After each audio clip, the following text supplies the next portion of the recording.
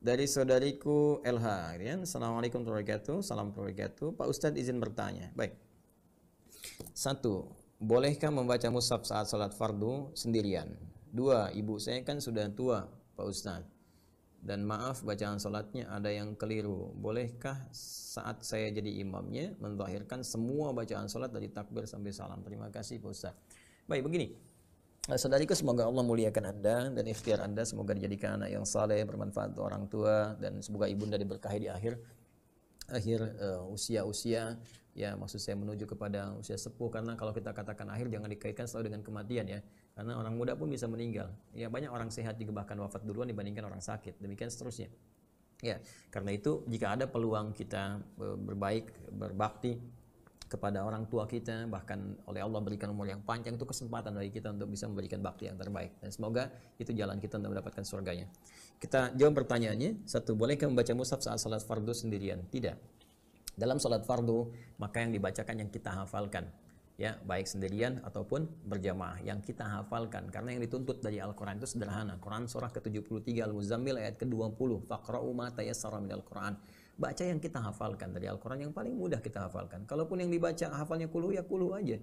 Ya kul huwallah, kul huwallah, kul huwallah, silakan. Sambil kita membaca itu, kita menghafalkan lagi surat yang lainnya. Besoknya misalnya sudah ikhlas, alhamdulillah. Besoknya berubah lagi, misalnya surat Al-Falaq. Besoknya lagi An-Nas, ya. Besoknya lagi naik lagi misalnya ke Ad-Duha, naik lagi Al-Insyirah, naik terus, gitu kan? Sampai kita bertahap jadi lebih baik, lebih baik. Dan diniatkan ikhlas karena Allah. Jangan dibandingkan dengan orang lain. Kita jadi diri kita pribadi. Jadikan orang lain sebagai motivasi. Jangan disamakan. Jangan disamakan, karena setiap orang punya orientasi berbeda-beda. Ya, setiap orang punya tahapan yang beda-beda, punya pilihan masing-masing. Ya, walikulli wijhatun huwa muwalliha fastabiqul khairat. Quran surah kedua Al-Baqarah ayat 148. Ayat 148 paling kanan sebelah atas di mushaf. Walikulli wijhatun huwa muwalliha. Setiap orang tuh punya orientasi masing-masing. Ya, fastabiqul khairat. Silakan berlomba dari passion kita untuk menggapai kebaikan, pahala yang sama. Dia misalnya senang tahajud, Anda nggak sempat, ya Anda ganti dengan yang lain. Anda kerja Al-Quran, ya kan? Jadi bisa berimbang pahalanya. Anda nggak mampu tahajud, Quran belum baik bacaannya, saya sambil puasa. Yang penting Anda kejar, fastabiqul khairat. Segala kebaikan kita perlombakan di situ. Jadi dalam konteks sholat fardu, yang dibaca yang kita hafalkan. Yang kita hafal itu yang kita bacakan. Di sini sepakat para ulama, kecuali dalam konteks sholat sunnah. Sholat sunnah itu pun sebagian besar ulama tetap bertahan pada apa yang dihafal, kecuali dalam konteks tertentu untuk murojaah misalnya, gitu kan? Untuk murojaah ya dipegang, itu pun dalam konteks sholat sunnah, bukan sholat fardu, yang tidak mengurangi kemuliaan Al-Quran. Ya, jadi itu banyak syarat tambahannya.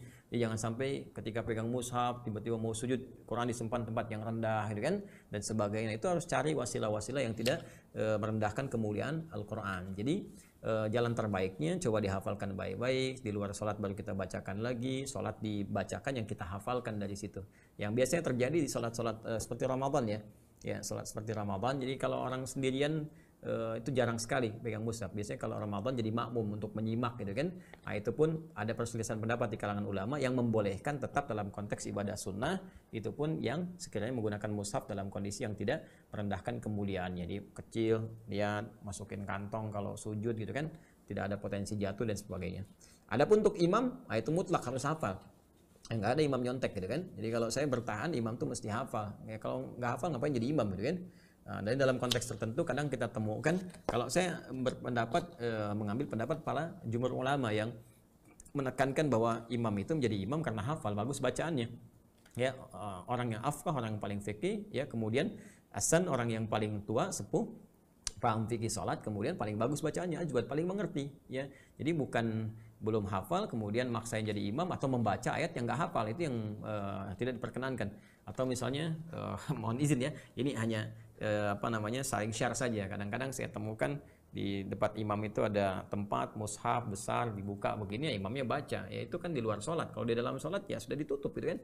Nah, jangan sampai lagi baca begini, udah kipas angin hilang, gitu kan, dari Al-Baqarah tiba-tiba pindah misalnya ke Al-Hujurat. Nah, ini susah balik laginya, ini jadi persoalan juga. Ya ayyuhalladzina amanu, nggak selesai-selesai, gitu kan.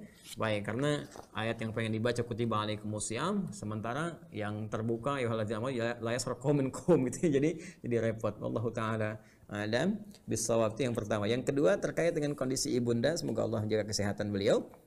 Dalam kondisi ini Anda jadi imam tetap tetap sekalipun jadi imam mempertahankan syarat-syarat dan ketentuan yang berlaku, rukun syaratnya tetap berlaku ya. Maka dalam konteks salat jahar, maka jaharkan yang layak dijaharkan. Apa yang layak dijaharkan? Al-Fatihah dijaharkan. Kemudian apalagi ya dalam bacaan surat dijaharkan. Kalau yang sir tetap sir. Yang sir tetap sir. Kenapa? Karena berbeda antara ibunda Anda dengan Anda. Kalau ibunda misalnya dalam kondisi sudah masuk makna kondisi yang kurang kesadarannya atau kondisi dalam medis misalnya masuk pikunnya dan sebagainya, itu agak berbeda penilaiannya. Ya, hisabnya agak berbeda, lain, ada toleransinya. Orang-orang yang nggak sadar, gitu ya. Rufi'al qalam min thalathatin, ada 3 golongan yang diangkat ya, yang diberikan toleransi ya oleh Allah Subhanahu wa taala melalui lisan Nabi sallallahu alaihi wasallam.